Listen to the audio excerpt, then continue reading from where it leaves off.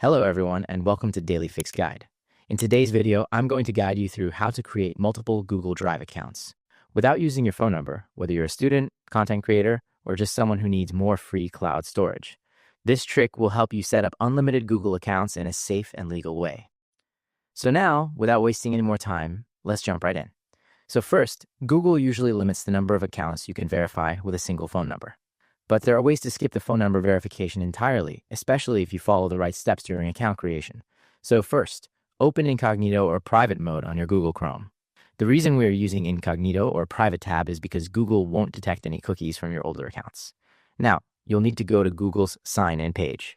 You can search for Google sign in or click on the account section to get to this page right here. First, use a realistic first and last name. After picking your name, click next and then choose your date of birth and then click next. Now, in the username section, use a believable first and last name. Avoid names like test user or user001. Make sure your name looks real, then just click next. Now choose a password, pick anything you want, and just click next. If your password isn't strong, take a second to choose a stronger one. After that, click next. Now, on the recovery email part, you can either skip it or add a temporary email, something like this. Click next and agree. Just like that, you've made your account.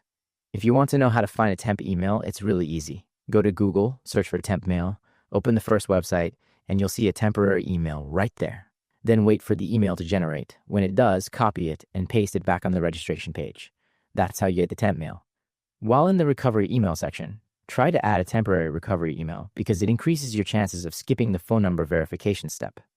If you skip the recovery email, you might see the phone verification screen later, so keep that in mind.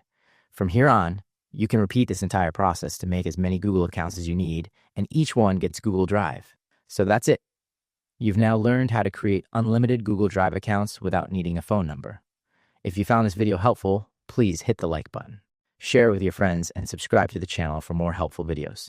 Thank you for watching and take care.